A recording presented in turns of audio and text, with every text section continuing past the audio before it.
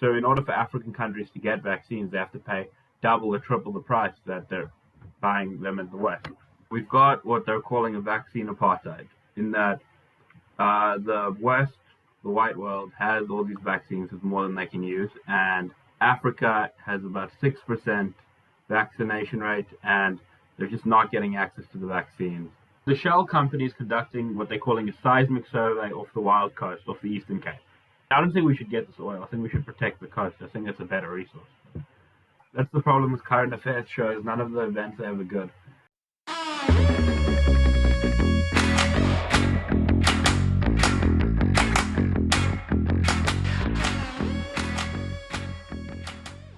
Welcome back to a very special episode of the Fundamental Podcast. We are here today with our favorite journalist, Carl Schaefer. How's it going, brother? I'm doing good, and you guys?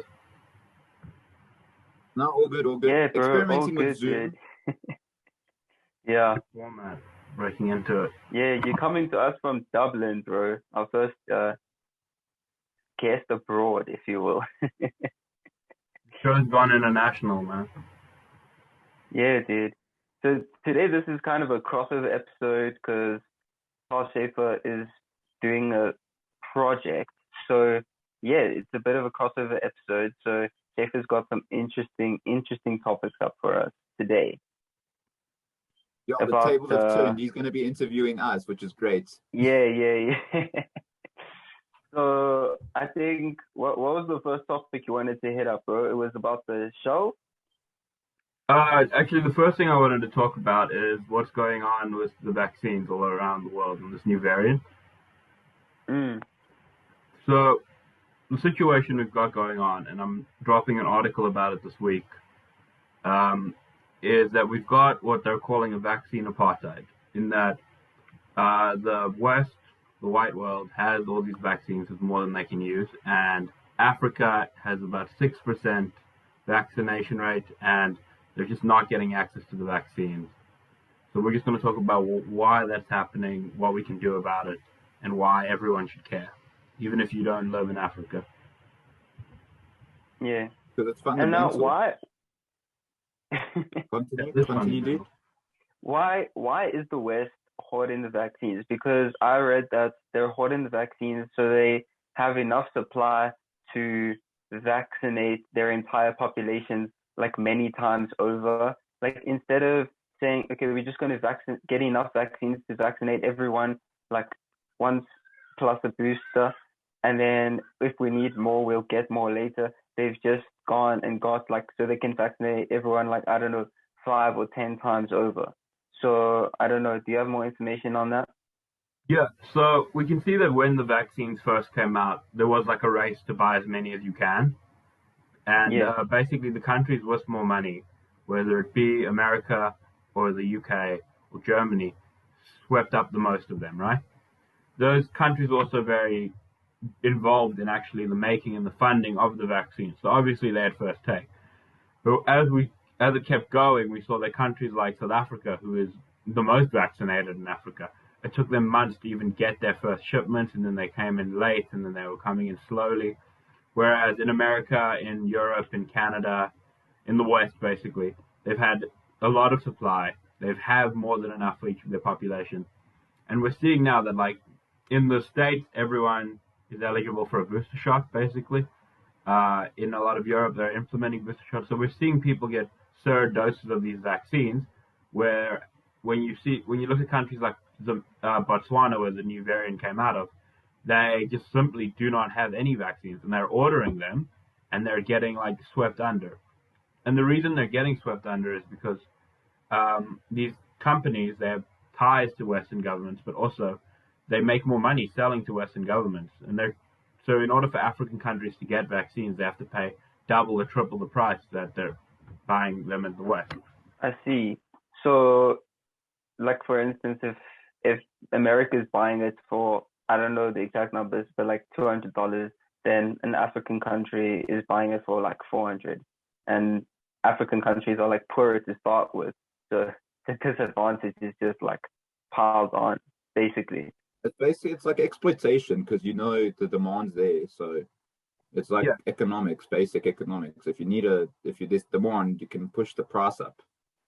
And what we can see with that is actually, because it's not just the demand there, it's that it's an inelastic demand, right? So it's not going away. It's not getting any bigger or smaller. The demand is there. You can't not have these vaccines because otherwise you'll just have COVID forever. So they can charge whatever they want for it.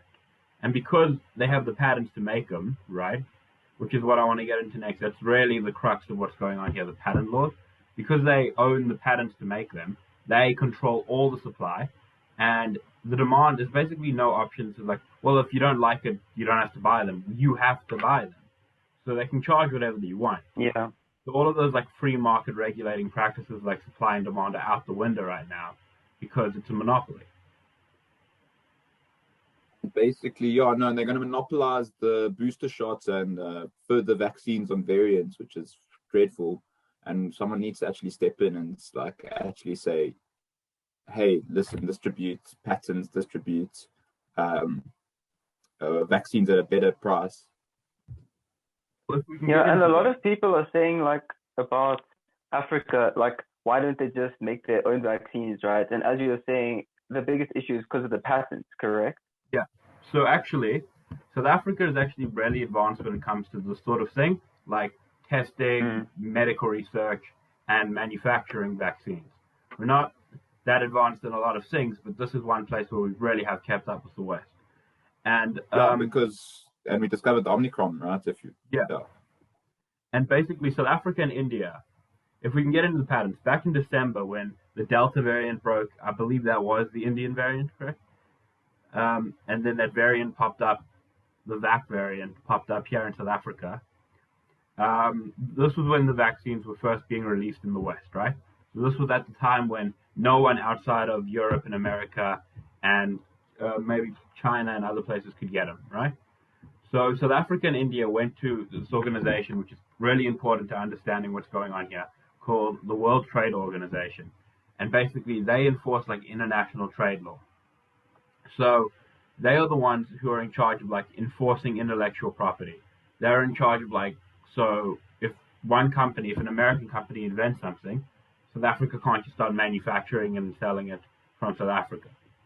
And basically, South Africa and India went to the World Trade Organization, and like there's a lot of countries that sit on the board. It's kind of like the UN, but for trade and economics. And they started pushing this. I don't know if it's a bill or petition or whatever it is, but like pushing a resolution to try and lift the patents on these vaccines.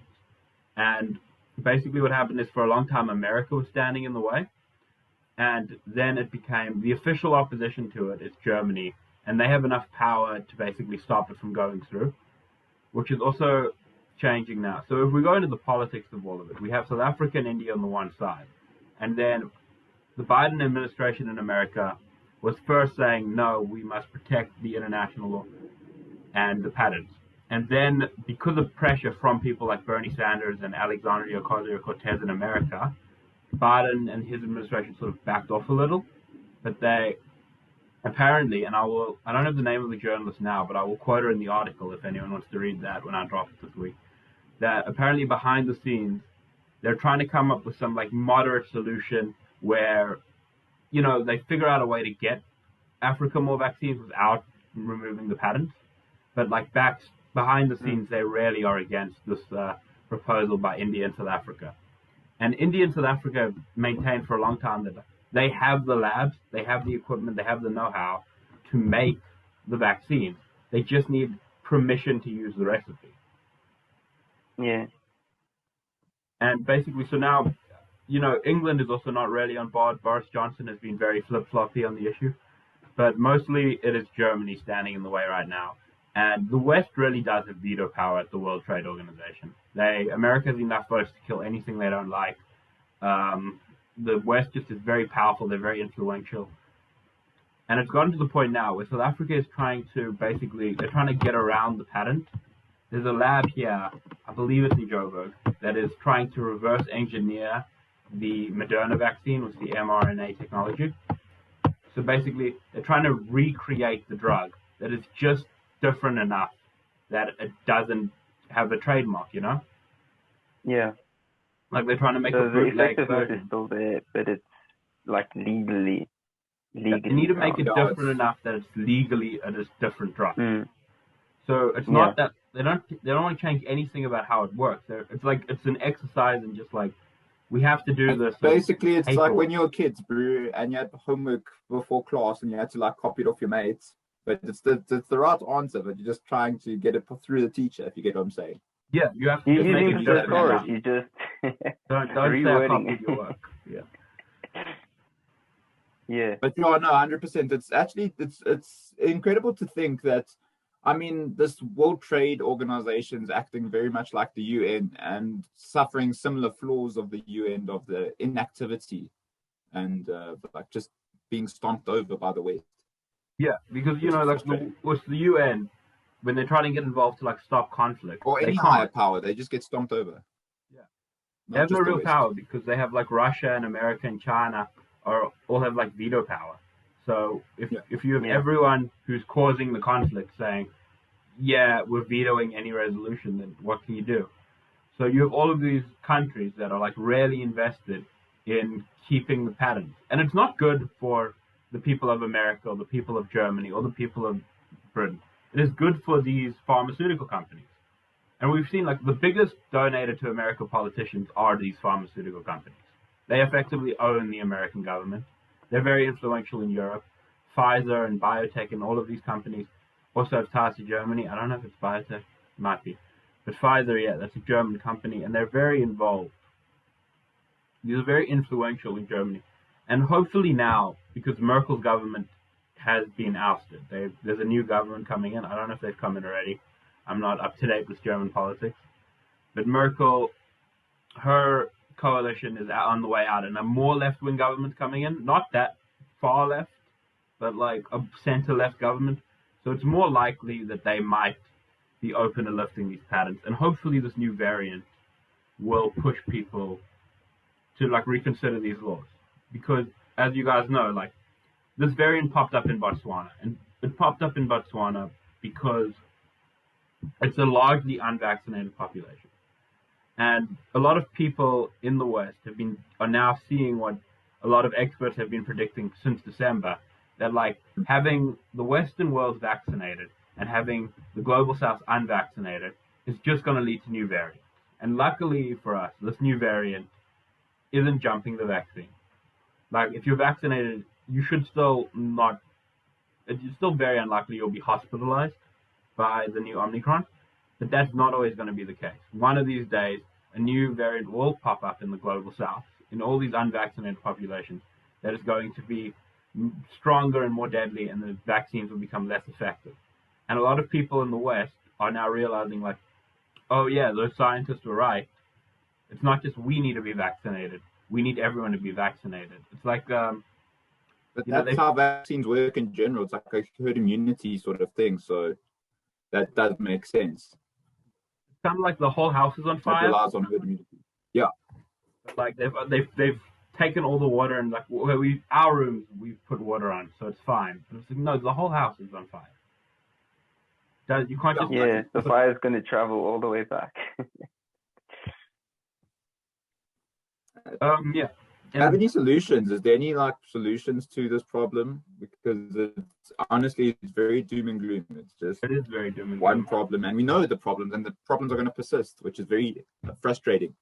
Well, there is a bit of hope now because there's more pushback now. There's another congresswoman in America named Cori Bush, and she's taken on the Biden administration. And we don't normally see in America in particular, when a Democrat is in office like Biden, it's very hard to do anything because a lot of the pushback needs to come from your own party because the other parties will always oppose you. It's kind of like just a given. So it's very rare we see other Democrats who are more left-wing push back against the Democratic president. And basically Biden so far has been allowed to do whatever he wants because there is no opposition. I mean, there's the Republicans, but the Republicans were going to be opposed to him no matter what. So it's kind of like a non-factor. So when we see Bernie Sanders and Cori Bush and AOC take a stand and start pressuring him, that is a threat to him. And that doesn't normally happen. So I'm really glad to see it is happening now. We're also seeing there is pushes in Europe now to start giving other people vaccines, and a lot of people are starting to see the flaws. Like, before there was this program to get this global south vaccinated called COVAX, right? It was a Bill Gates-led initiative. And Bill Gates has been one of the main guys in favor of keeping the patents and not getting rid of them, because he has a lot of money invested in these pharmaceutical companies. And he's very influential amongst these Western governments. Like him lobbying, he was one of the main individuals lobbying against the South Africa-India thing to get rid of the patents. And we are now seeing, as COVAX fails, as like they're not getting the vaccines out, a lot of these new governments who are coming in, the new German government, the people in Britain are also starting to get nervous. They're starting to become more and more aware. Obviously, Boris is still in charge, but he's still like, even he's starting to make like ums and ahs about like, okay, how do we get more vaccines out there? There is more pressure building. So hopefully this new variant was the warning shot people needed to be like, all right, we need to put the health of the global community ahead of the profits of these 5 pharmaceutical companies. Yeah, like you got to start putting their lives ahead of the cash flow in a way. So yeah, because I mean, as you were telling me the other day, actually, like they've already made so much money. Like if they make no more money off of the vaccines, they're already so far in the profit, it won't even really affect them. Yeah, and to be clear, this is the most profitable drug in history. Like Moderna, Pfizer, Johnson & Johnson, these are the most profitable thing they've ever done already. Before they even charged anyone for it, the contracts they got from governments to manufacture this has made this extremely profitable. These companies are at some of the highest the stocks ever been at. Another argument people like to use in favor of the patents is that, well, they need the money to do the research. It's like what incentivizes them to create these new drugs. But the truth is, every new drug, every new like medical DNA, I don't know the exact terminology, but every new type of drug that has been invented in the last 30 years has been invented with public money, right? Including this mRNA technology, right? So it was taxpayer-funded research that created these drugs. And then these companies didn't invent them. They just bought up the rights to this technology. So basically what's happening in the West is like the taxpayers of Europe and America are paying for new research to be done. These pharmaceutical companies are buying the research after it's done. They're just buying the trademarks really cheaply, actually. And then they are saying, well, now we own this drug and we will sell it back to you. And with the vaccine, they're not selling it back to these Western countries in a lot of places because, you know, in America, they already had a contract for how many they need, yada, yada. But now they're saying, well, look, all right, so American taxpayers will fund the research for the stuff. And then these pharmaceutical companies will buy up the trademarks really cheap. And then they'll make money selling it to the global south. So it's not like we're taking away something they created. Someone else created. This was created with taxpayer funding of the American people. And now these private pharmaceutical companies are reaping all the benefits at the expense of... Big Pharma already has a very terrible reputation. Big Pharma has a reputation for exploiting people constantly. I mean, J&J itself has a very bad track record. I mean, you heard about that baby powder thing when they like... Correct. That was what I was referring to, the baby powder. Like baby powder... You know the story better if you mind explaining. Basically, that like did it kill or did it harm people? So basically, they knew that there were carcinogens in the baby powder for a few years, right? And they didn't tell anyone. So carcinogens are like material that might lead to cancer, not necessarily. Oh wow. Give you cancer, but it's like, you know, there used to be like stuff in the walls like asbestos and stuff. Like we now know, like you don't do that. You don't put that stuff in. And apparently for a few years, they knowingly allowed for this baby powder to go out that they knew had carcinogens in it, and it had a high risk of on mothers who were breastfeeding. So basically what happened is they made like hundreds of billions selling this baby powder over the span of 20 years, and they paid out $5 billion in settlements to the women who got breast cancer. But you know, it makes sense for these companies. Just profitably. Like capitalism isn't good or evil. capitalism is something, they will do whatever makes more money. And if it makes more sense to give women cancer and then pay a settlement than it does to stop putting carcinogens in, that's just what they're going to do. Sort of like how Amazon and their workers, they won't like pay for air cons, but they'll like leave an ambulance outside of their warehouses or something like that. I heard something about such. That was the thing. It's like it's cheaper for them to, if someone collapses, take them to a hospital than to just keep the aircon on so no one collapses. And that's why you need to regulate capitalism. That's why there's an old phrase on the left that regulations are written in blood, because it took people fighting and protesting and to get all these regulations, because if we were deregulated, you would see stuff like this. You would see, Amazon just not turning on the air and people are passing out of heat stroke in their factories until eventually someone steps in and be like, all right, you know what? You have to turn the aircon on. This is a new rule. The government's enforcing. Yeah, it's like a lack of common sense almost. It's like profit over common sense at a point. It's like, obviously you should just turn the aircon on. Like, that's the humane thing to do, Like, you shouldn't even need a regulation for that. It should just be the logical thing. Yeah. But I'm just thinking now with the vaccine thing, right? Is it like discrimination, or is it just politics to ban South Africa and sub-Saharan African countries? To ban, it's kind of, I would have to say it's kind of discrimination. Like, this is in Europe. This has been in Japan as well. I think South Africa discovering the virus and then reporting it and then being banned immediately is certainly discouraging in the future. I heard one political pundit in America, Cigar and Jetty, he was basically like, this is going to create a lot of issues in the future, because now, let's say a new variant pops up in Japan, or it pops up in Australia, or it pops up in Egypt. Why would they report it now if if the first reaction of the West is going to be travel bans, lock you up? Instead, we should have like a fund. Like, there should be a fund. If you discover a new variant, you receive aid money. That way it will encourage people testing for new variants. Yeah. But and also, it will assist, obviously. Yeah. And I do think there is a bit of racism involved. Like, I think if this new variant popped up in, like, somewhere important, like if it popped up in Europe, America, there's no way they would have been like, no, travel. It's too central to the economy. I do think it's because it's like, well, it's Africa, and not everyone knows everyone from South Africa. And they were just able to, like, they wanted to, basically, when this new variant popped up, there was a spook in the stock market in America and Europe as well.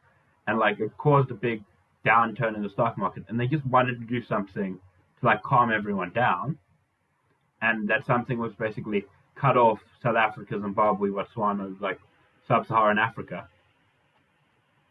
And it's just symbolic, because it's not going to stop them. There's already a bunch of cases in Denmark, in America, in the UK, and I'm sure it's going around Ireland, if I'm being honest. We were experiencing a big spike here before we knew about this variant, so I'm sure they're related. I mean, I'm just speculating here.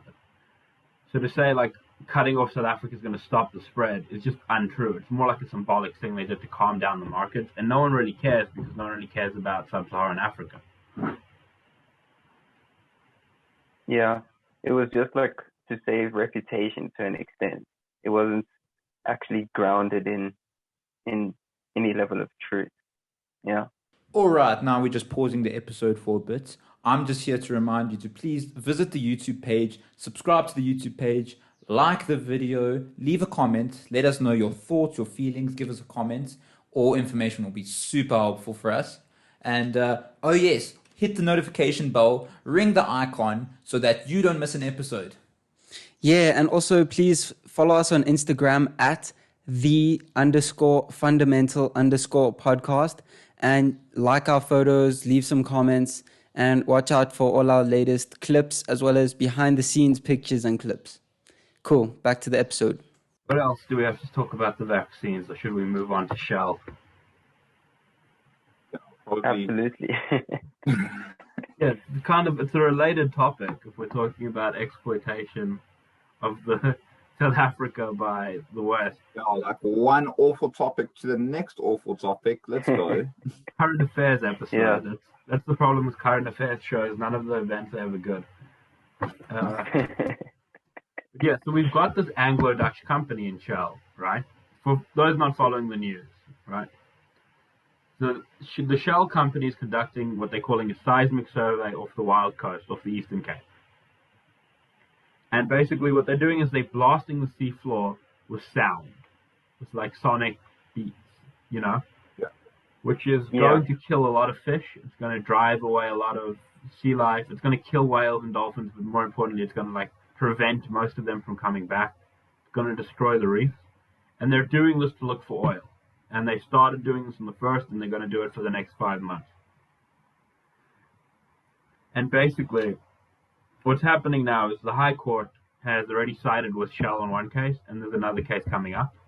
There are activist groups in the UK who are trying to file a suit in England and in the European Union as a whole, because this is an Anglo-Dutch company. This is ties to the British government, to the Dutch government.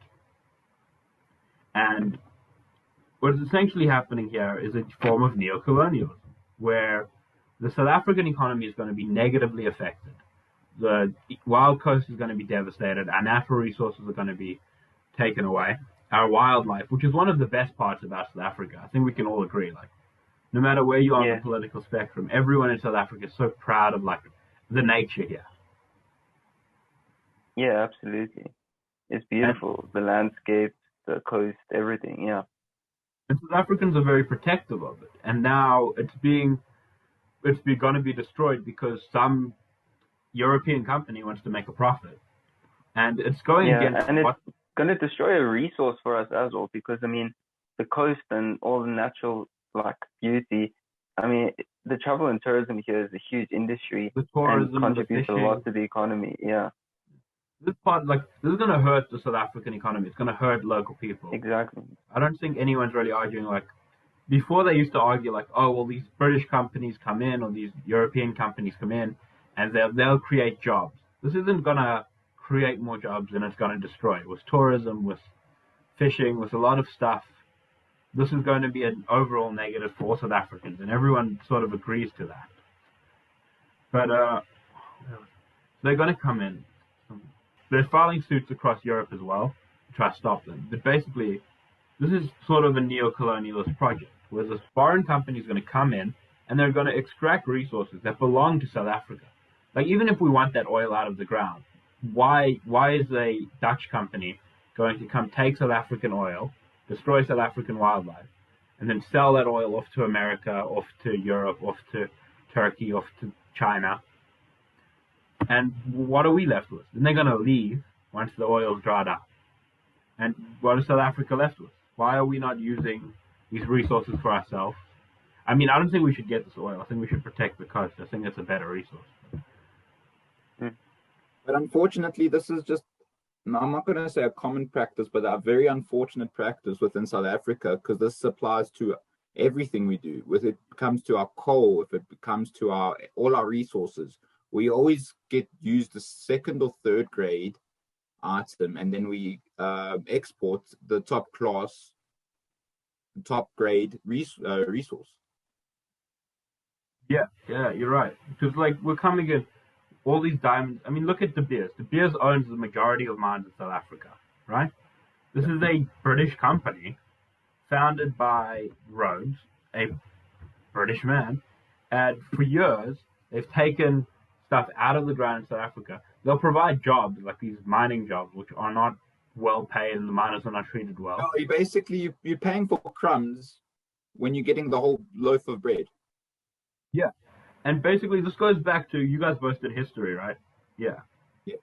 So we go back to like the neocolonialism and we look at it and we see like, oh, you know, Europe might not control Africa. Africa is run by Africans now. It is run by its people. South Africa is no longer a British colony. It's no longer a Dutch colony. And yet these British and Dutch companies are still here, still taking the resources. The only thing they've stopped doing is governing the country. So we have like symbolic freedom to choose who governs us, but we don't actually have freedom from these companies, from their interests, from their capital, which still controls all of our resources. Is it not the responsibility of the South African government to then put an end to that? It should be, yeah, I agree with that. The South African government should take harsher stances. But if we're talking about our government taking harsher stances, we have to look at sort of the history, because we've seen governments get overthrown for doing that. You know, just recently. Okay, and is it also a financial complication because the government is probably benefiting in some way by allowing these companies to do this? Well, yeah, there's definitely financial complications. I'm not going to deny that. Like, there's a lot of corruption going around, and I would not be surprised if someone somewhere is getting a kickback from Shell to keep this going, to keep the wheels turning on this project, right? But I also do think one of the big financial complications we have is the IMF and the World Bank, right? Who loan Africa money, who loan South America money, who loan the Global South money, in exchange for enforcing neoliberal economics, which is basically globalization, free market enterprises. And the way the IMF has really been working is that they tend to lend countries money to build infrastructure that would benefit foreign companies. Like, they don't tend to lend money that would build a school in a rural community that will never be useful. They tend to build, we'll loan you money to build a bigger energy grid so that our companies can come in and use that energy. Or we'll build you an airport so that we can use you as a shipping container. And basically they loan people that money, and either you pay back and you follow their rules and regulations. And if you can't pay it back, they will say, all right, fine. They'll forgive the loans if you adopt more neoliberal free market economic principles, like privatizing your energy sector, They love privatization. They really don't enjoy, the government provides electricity or the government provides water. And the more you follow their rules, the more debt they're willing to forgive. But if you stop following their rules, they will impose economic sanctions. They'll call back their loans, which could collapse your economy. They might collapse your currency. It's a big problem. And have any of you heard of a guy called Thomas Sankara? No, not I don't think so. He was the leader of Burkina Faso for a time. He was a young guy, a Marxist, and he rose up, and Burkina Faso was a French colony, and he took it over. He renamed it Burkina Faso. He was a really good leader too. He's one of the few prominent Marxists that very few people criticize, because he didn't really do anything to criticize. But he really stood up, and he said his main thing was Burkina Faso has to be independent. We're not going to take IMF money. We're not going to take resources from Europe, from America. We're not even going to take them from the Soviet Union or the Chinese. We're going to do it on our own. And he built this hugely independent country. It's a very small country. But he managed to pay off the debt, get rid of IMF influence, and he really preached this to other African leaders. And he was killed by the French, and they installed a dictator back in, I think, 1987. But he was killed off because of this thing, not because he was vaccinating people or building girls' schools. He was killed off because he was really encouraging other African leaders to say no, if we need to do it ourselves. These are our resources, our oil, our mines, our diamonds, our gold, our trees. These need to be used for the benefit of Africa, right? And that really was a threat to the global north, because they need those resources. There's a quote by a guy called Michael Peretti, and he says, you don't go to poor countries to make money. The global south isn't poor. The global south is not underdeveloped, it's overexploited. And basically what he means by this, they're coming here to make money. So we're not poor in South Africa. We've got gold, we have diamonds, we have oil apparently off the coast. We have all this nature. What the problem is, all of the people profiting off all of these resources are not in South Africa. They're in Europe or America or Canada or China. Yeah, so the country that rightfully owns the resources is actually getting the least benefit, if any, from those resources.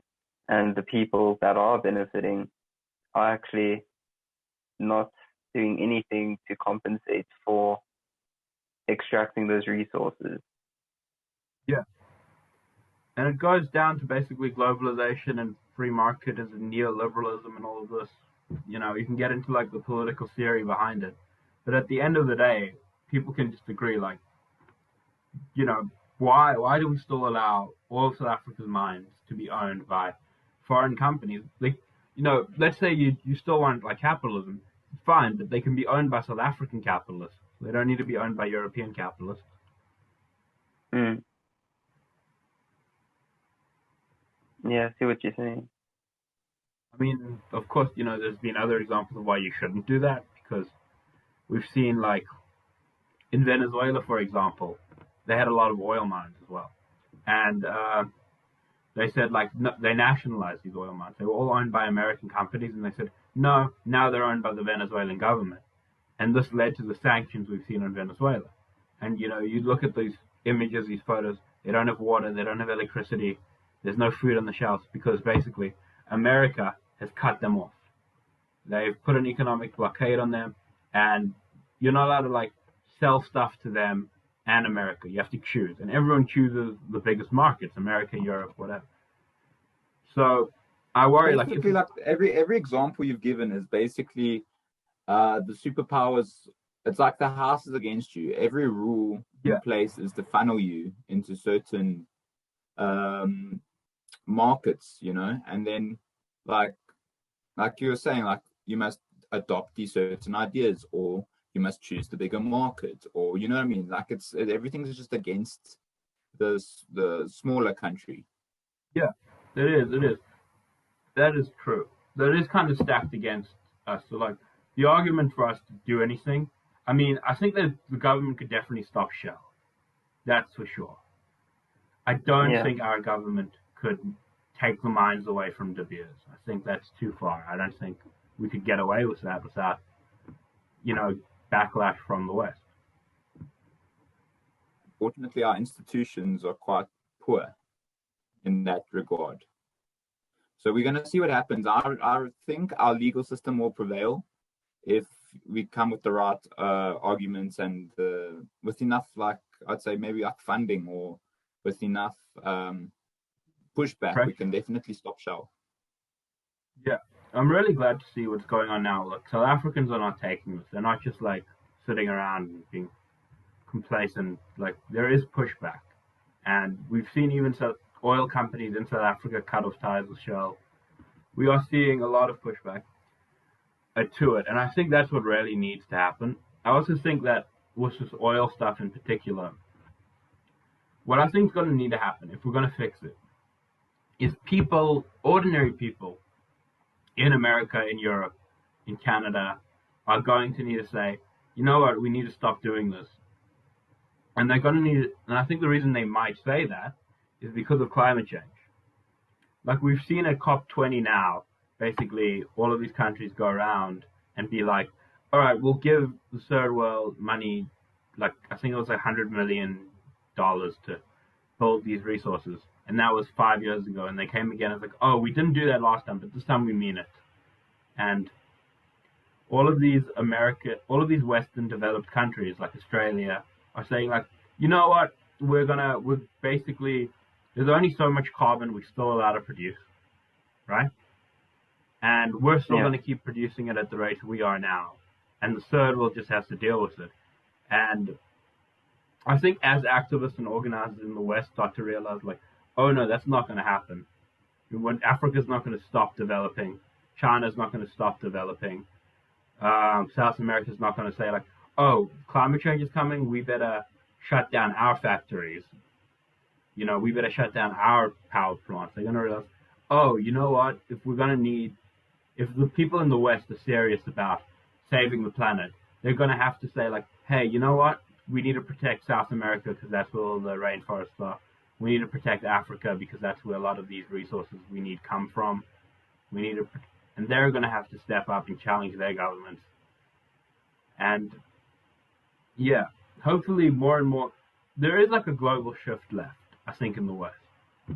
I think as people get more and more concerned about climate change, there might be less pushback to places like South Africa being like, you know what? No, we're not pumping any more oil, and we're not. Yeah, but that's the thing. Like with Shell, I'm almost like surprised.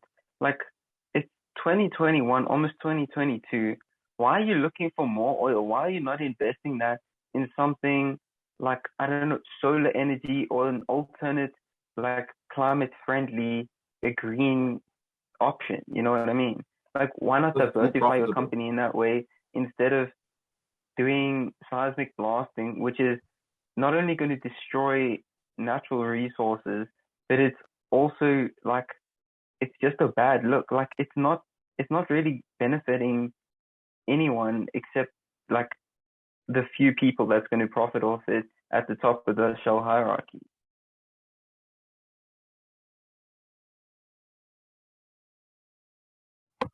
Yeah, I definitely think like that's a problem. I think we need to remember that climate change isn't caused by everyone. 71% of global emissions are caused by 100 companies, and Shell is one of those companies. Mm, It's an oil and gas exactly. company.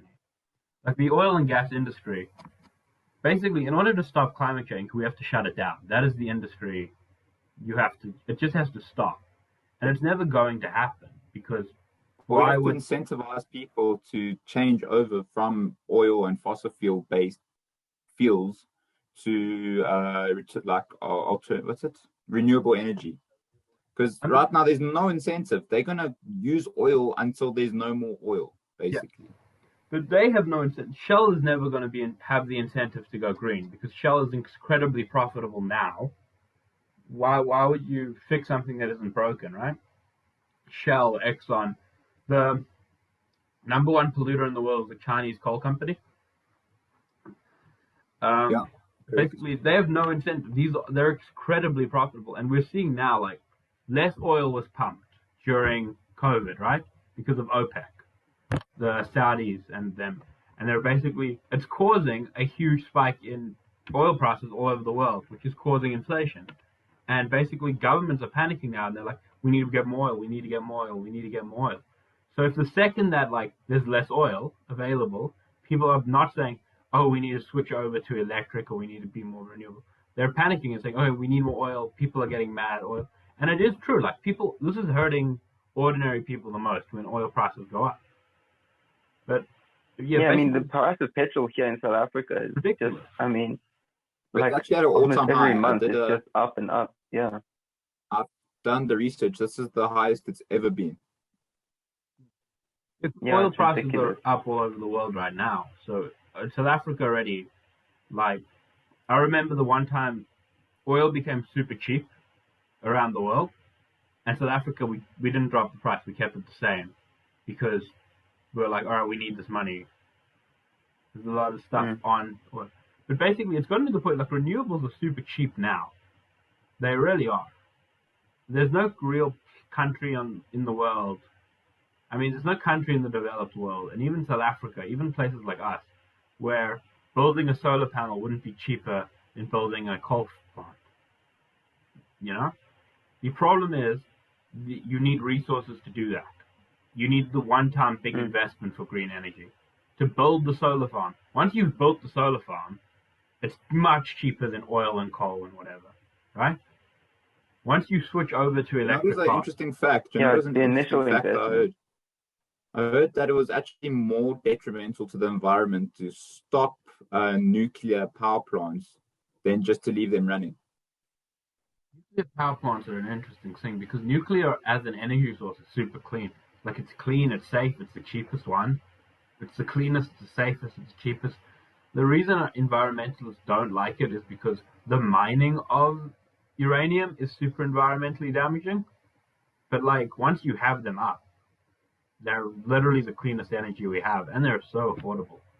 And the dangers of them are also really overstated. Like we remember the big nuclear disasters. We remember, in Chernobyl. Ukraine? Yeah, Chernobyl. We remember the Japanese plant that got hit by the tsunami. But, they really are, like if you look at the statistics, really safe overall. And I think it would genuinely work in South Africa because South Africa is one of the few countries with minimal like natural disasters. Yeah, you can just put them in the Karoo. Like, if there's a leak or a spill, it's borderline. There's a lot of like uninhabited land there that we can't really grow anything on, or people can't really, it's not going to sustain a town. But yeah, the thing with nuclear is like, you're stopping a nuclear plant. Why it's bad is because like all that radium and radiation is still there. It's still in the irradiated place, and then shutting it down means there's going to be less people checking on it, making sure it isn't spreading. But yeah, in order to stop climate change, we are going to have to transition. And the reason we don't want to transition is because it requires a big initial investment to transition, even though it's cheaper in the long run. Like over 10 years, it's so much cheaper to have a solar farm than a coal farm. You need that initial transaction, that initial boost of capital that's needed is astronomical. And in order to get that capital, you have to go against the interests of capital, because all the banks and all of the stock markets and the IMF are heavily invested in these fuel companies, in the fossil fuel companies. And these fossil fuel companies they own governments. Fossil fuel is a huge donor. Like everyone from Joe Biden to Donald Trump, they own both political parties in America. They're very influential in Europe. And, they have the money to lobby politicians. They have the money to control. It takes one lobbyist to undo 100,000 activists on the street, because they have the politicians' ears and we don't. All right. Well, thanks so much for coming on the podcast again. It was a lot of fun and very interesting this episode indeed. Do you just want to shout out your Instagram page where everyone can find your articles? So this week I'm going to release 2 articles about what's going on with Shell and like neocolonialism in general, and one about the sort of vaccine apartheid, as they're calling it here, the vaccine patents and what's going on with like the unequal distribution. And I'm going to put them up right now on my Instagram, which is the real fake Kyle, and they'll be out this week sometime, so check them out. Awesome. And yeah, don't forget to check us out at _fundamental_podcast on Instagram. And obviously like this YouTube video and subscribe, leave a comment, let us know what you think. And we'll see you in the next one. Cool. Cheers.